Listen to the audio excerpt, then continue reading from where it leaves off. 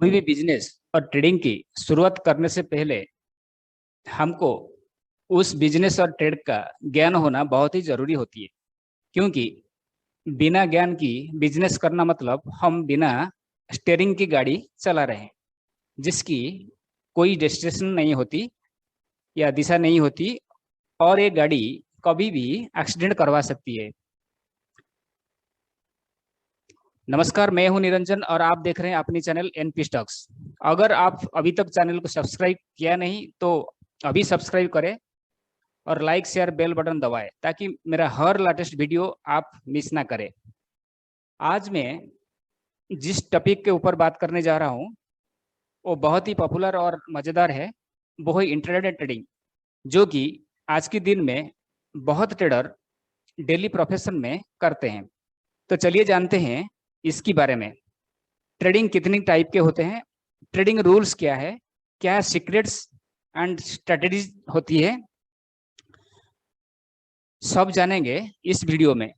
So video को and तक जरूर देखें। जैसे डिफरेंट स्ट्रैटेजी हम पहले जानते थे, वो है उसमें से सबसे बहुत अच्छे स्ट्रैटेजी होते हैं ब्रेकआउट ट्रेडिंग स्ट्रैटेजी। कोई भी अगर प्राइस अपने रेजिस्टेंस से ब्रेकआउट देता है प्राइस, तभी आप ट्रेडिंग लेते हो, उसको ब्रेकआउट स्ट्रैटेजी बोला जाता है। नेक्स्ट है मूविंग एवरेज क्रॉसओवर स्ट्रैटेजी। आप जब भी दो मूविंग एवरेज का क्रॉसओवर होता है, उसी टाइम में आपको पोजीशन व ट्रेडिंग का पोजीशन लेना चाहिए होते हैं, उसको मूविंग एवरेज क्रॉसओवर स्ट्रैटेजी बोला जाता है। दूसरी एक स्ट्रैटेजी है मोमेंटम ट्रेडिंग स्ट्रैटेजी। वो हर मोमेंट में ये ट्रेडिंग का करना पड़ता है, मोमेंट वाइज, कभी बाय कभी सेल, वो अपने मोमेंटम का ऊपर करना पड़ता है। और एक रिवर्सल ट्रेडिंग स्ट्रैटेजी, ये अगर प्राइस अप ट्रेंड में चल रहा है तो ये जब भी उसका अप ट्रेंड खत्म होके फिर उसका डाउन ट्रेंड खत्म होता है, उसका रिवर्सल स्टार्ट होता है, और ये रिवर्सल स्ट्रैटेजी उसी हिसाब से काम करता है। कभी भी ये अप ट्रेंड से डाउन ट्रेंड और डाउन ट्रेंड से अप ट्रेंड ये सिग्नल देता है, और उसी हिसाब से ट्रेडर्स पोजीशन लेते हैं। आप अगर शेयर मार्केट या स्टॉक मार्केट पर नए हो तो पहले आपको ट्रेडिंग के बेसिक ज्ञान होना चाहिए, ताकि आपको ट्रेडिंग और मार्केट को समझने में आसानी होगी और सारे चीज आपकी कंट्रोल में होगी। तो चलिए, मैं अभी जो मैक्सिमम केसेस में ये देखा गया है, एक नया ट्रेडर पहले अपने दोस्तों, सोशल मीडिया, यूट्यूब माध्यम से इन्फ्लुएंस होते हैं और पहले ये सोच लेते हैं कि कमाई का सबसे आसान तरीका है ये स्टॉक मार्केट ट्रेडिंग, और उसके बाद जल्दी से एक डीमैट अकाउंट ओपन करते हैं। पहले सबसे बड़ी गलती करते हैं, क्या आपको पता है? Intraday trading, then index options buying selling like Nifty and bank Nifty, जो कि सबसे बड़ी गलतियां अधिकतर लोग करते हैं। क्योंकि पहले सोच लेते हैं कि जल्दी कैसे प्रॉफिट बनाया जाए, बट इन रियलिटी यह ठीक विपरीत होती है। हम अक्सर जल्दी कमाते नहीं, बल्कि जल्दी गंवाते हैं और मार्केट से बहुत जल्दी आउट हो जाते हैं। दोस्तों, ये मेरी अनुभव मार्केट के मैंने आपको शेयर किया हूं। तो अब चलिए टॉपिक का ऊपर पहले जानते हैं, व्हाट इज इंट्राडे ट्रेडिंग। ये इंट्राडे ट्रेडिंग क्या होती है उसको पहले समझ लेते हैं in simple words. Intraday trading means buying and selling of stocks shares on the same day trading. मतलब ये means to exit the position in the same day trading session. मतलब आप अगर पहले बाय किए हैं तो उसे सेल करना होगा, और पहले सेल किया है तो उसे बाय करना करके पोजीशन स्क्वायर ऑफ करना होता है।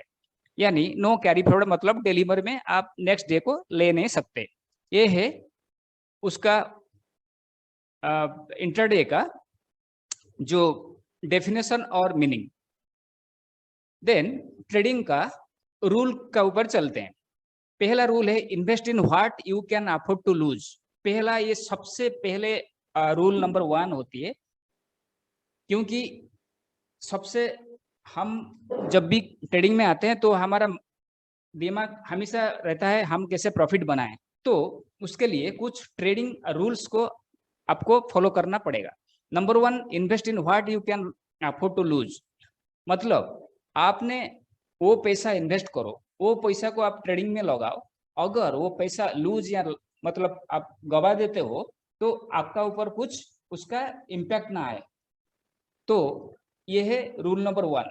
चलते हैं फिर rule number 2, select high liquid shares. इसका मतलब क्या है?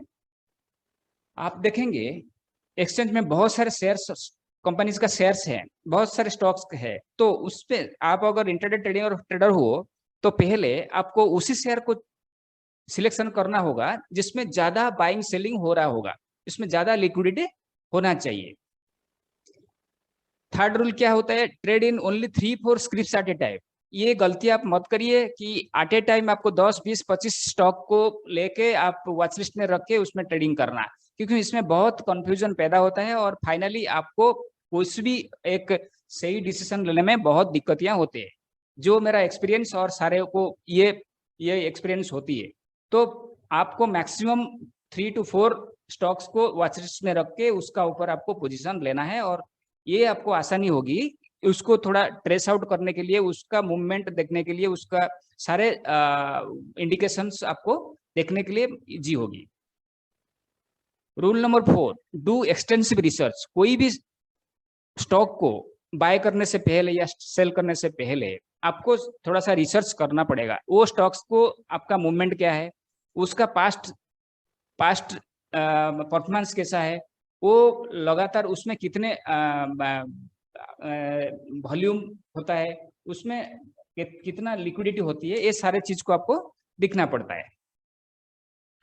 Know the entry price and target levels. हमेशा ये आपको ध्यान में रहे कि कोई भी स्टॉक का अगर पोजीशन आप लेने से पहले उसका एंट्री प्राइस और टारगेट लेवल्स, आप किस प्राइस में उसको आपको बाय करना है और किस लेवल तक आपको उसको एग्जिट करना है, ये सारे आपको ध्यान से डिसीजन लेके चलना है।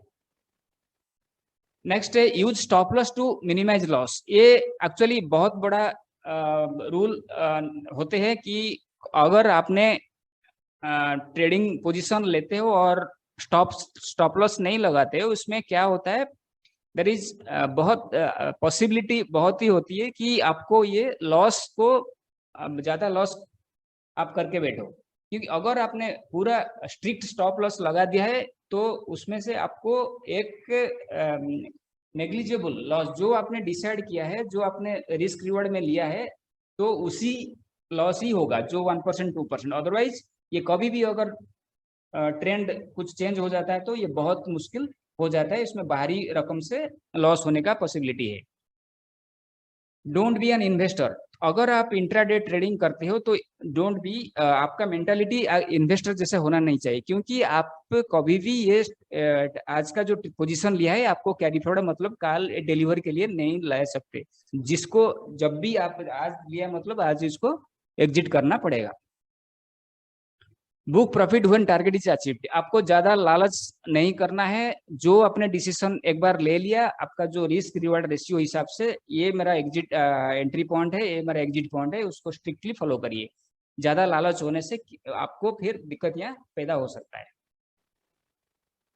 Finally remember this rules for ever. ये जो मैंने रूल्स बताया ये हमेशा आपको ट्रेडिंग से आपको लेने से पोजीशन लेने से पहले हमेशा ये रूल्स को याद रखिए, जो कि आपको लॉस से बचाएगा और रेगुलर प्रॉफिट दिलाते रहेगा।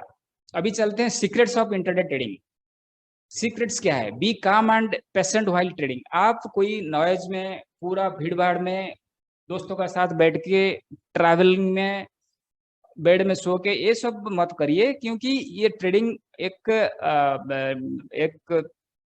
ऐसा चीज होता है, अगर आप क्राउड में ये सब करेंगे, उसी वक्त करेंगे तो आपको आपका कंसंट्रेशन कुछ डाइवर्ट होने का बहुत पॉसिबिलिटी है, और आपका जो रिस्क रिवॉर्ड रेशियो, आपको स्टॉप लॉस वगैरह को आप ध्यान नहीं पाएंगे, तभी ये लॉस होने के पॉसिबिलिटी रहता है। इसलिए जब भी कोई पोजीशन लेते हो तो पूरा काम एंड पेशेंटली आपको वॉच करना है। जैसे मैंने बताया फॉलो स्ट्रैटेजीज, कोई बिना स्ट्रैटेजी, जैसे मैंने 2-3-4 स्ट्रैटेजी मैंने बताया, breakout strategy, moving average crossover strategy, momentum strategy, reversal trading strategy, ये सब कोई भी बहुत सारे स्ट्रैटेजी है। आप ब्लाइंडली ट्रेड मत लीजिए, स्ट्रैटेजी को फॉलो करिए। Don't be fearful and greedy after taking trade, ये जो बात बताया है ये बहुत ही बड़ा एक्चुअली इन्वेस्टर ट्रेडर आप जो बोले, ये वॉरेन बफेट जी का ये लाइन है, कभी भी आप फियरफुल मतलब भय मत करना और लालच मत दिखाना। और एक बार आपने आपका डिसीजन ले लिए है, आप पे पूरा आपका risk reward ratio stop loss आपने डाल दिया है, तो there is no such thing to be fearful. आपको भय करने का जरूरत नहीं है और ज्यादा लालच नहीं दिखाएं कि और प्राइस बढ़ेगा मैं रहूं ना हूं। जो आपने पहले डिसाइड कर दिया, जो रिस्क रिवार्ड रेशियो, आपका स्टॉप लॉस, आपका exit and entry and exit आपने पहले डिसाइड करके रखिए, उसका बाद ये सब चीज को आप भूल जाइए।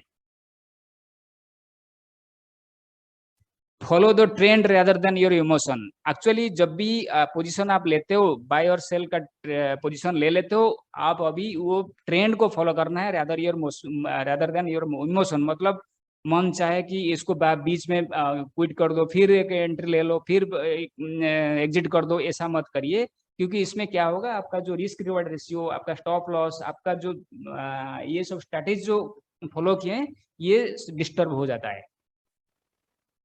नेक्स्ट है नो मनी मैनेजमेंट। एक्चुअली ये बड़ी बहुत ही इम्पोर्टेंट सब्जेक्ट है। आपको हमेशा आपका मनी मैनेजमेंट का ऊपर ध्यान देना पड़ता है। मनी मैनेजमेंट बोले तो अगर आपने आपका पास जितना भी फंड है, आप ट्रेडिंग के लिए कितना लगाओगे, और ट्रेडिंग के लिए आप डिसाइड कर दिया, तो फिर हर एक स्टॉक में आपको कितना कितना लगाना है। ऐसा नहीं है कि एक अच्छा स्टॉक बोल के सारे आपको 100% को लगा देना, नहीं। आपका ये जो मिनिमम रूल बोलते हैं कि इसमें जितना भी आपका ट्रेडिंग के लिए फंड रखे हैं, इसका ओनली 5% एक स्टॉक का ऊपर लगा जाए। क्योंकि ऐसा होने से अगर कोई स्टॉक गिरता है तो आपको दूसरा स्टॉक आपको बचाएगी। अगर आपने एक स्टॉक का ऊपर सारे पैसा डाल देते हैं तो क्या ये बहुत पॉसिबिलिटी है कभी मार्केट कभी पूरा स्ट्रेट वे और अप और ऐसा नहीं जाता है, ऊपर नीचे उसका उसका नेचर है। ये कभी भी डाउन और अप हो सकता है। इसीलिए आपका मनी मैनेजमेंट को पूरा स्ट्रिक्टली फॉलो करना चाहिए। Follow and observe operators path to escape from trapping. देखिए हर स्टॉक में, मार्केट में आप देखेंगे तो हर स्टॉक में एक बड़ा, एक नहीं बहुत सारे ऑपरेटर्स होते हैं। ऑपरेटर्स मतलब बहुत बड़े बड़े ट्रेडर्स जो बहुत भारी रकम से पैसा लगाते हैं, भारी रकम से खरीद करते हैं, भारी रकम से बेचते हैं, तो मार्केट हलचल हो जाता है। यानी पैसा जो प्राइस है इसमें ऊपर नीचे बहुत वो उनका करने का ताकत है। तो वो एक्चुअली कैसे फॉलो, उनका पाथ फॉलो करना बहुत जरूरी है। ट्रेडिंग का आप कैंडल स्टिक में अगर यूज करते हैं तो उनको देखो 5 मिनट्स और 10 मिनट्स, जो भी 15 मिनट्स आप फ्रेम में, टाइम फ्रेम में आप यूज करते हो, हर स्टॉक को आप ध्यान से थोड़ा सा वॉच करो, ऑब्जर्व करो, वो स्टॉक का डाउन ट्रेंड अप ट्रेंड कैसे हिसाब से अभी आगे चल रही है। और पास्ट थोड़ा देखिए कितना ऊपर जा रहा है कि फिर कितना नीचे आता है, कितना ऊपर जा रहा है, कब तक ऊपर जाता है, कब तक नीचे आता है। क्योंकि हर स्टॉक में एक बड़ा ऑपरेटर होते हैं, उसको फॉलो करना चाहिए। क्योंकि ये ऑपरेटर ही बहुत सारे जगह में स्टॉक्स का प्राइस को कंट्रोल कर देते हैं। Stick to your stop loss and target. हमेशा ये आपका जो स्टॉप लॉस एंड टारगेट, एक बार स्टॉप लॉस और टारगेट आपने फिक्स कर दिया, इसको ही फॉलो करो, तभी आपको कभी भी ज्यादा लॉस और कोई भी नुकसान होने का पॉसिबिलिटी बहुत कम है। अभी बात करते हैं टू बिकम सक्सेसफुल ट्रेडर क्या करना पड़ेगा। Discipline is very important. So discipline क्या है, एक बार आपने जो स्टॉक को सिलेक्शन कर दिया, हो गया, 3 ही 4 स्टॉक लेना है वो भी आपने लिख लिया, क्या एंट्री और एग्जिट कब करना है वो भी आपने लिख लिया, और आपका रिस्क रिवॉर्ड रेशियो कितना होना चाहिए वो भी कर दिया। उसी हिसाब से आप ये सब डिसिप्लिन मेंटेन करना पड़ता है। To manage risk and protecting the capital, आपको हमेशा ध्यान देना चाहिए कि आपका जो ये फंड है, आपका जो मनी है, आपने जो इन्वेस्टमेंट किया है उसको बचाना है, आपको सेव करना आपका पहला काम है। उसको how to save this money, उसका रिस्क मैनेजमेंट आपको खुद को देखना पड़ेगा। जिसे मैंने पहले बताया स्ट्रैटेजी, रूल और ये सब अगर फॉलो करेंगे तो आप प्रोफेशनली काम कर सकते हैं।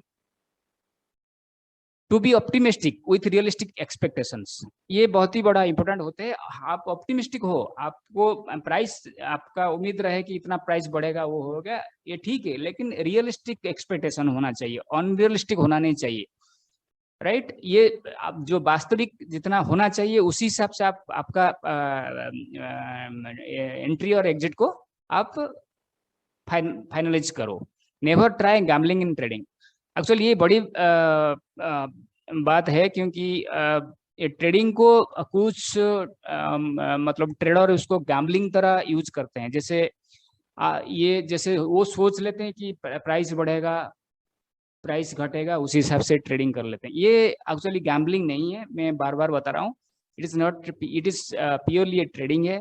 ट्रेडिंग का कुछ रूल्स, कुछ स्ट्रैटेजीज, कुछ सीक्रेट्स होते हैं। अगर आपने वो सबको आपने अगर फॉलो कर रहे हैं तो ये आप बिल्कुल सक्सेस ही होंगे।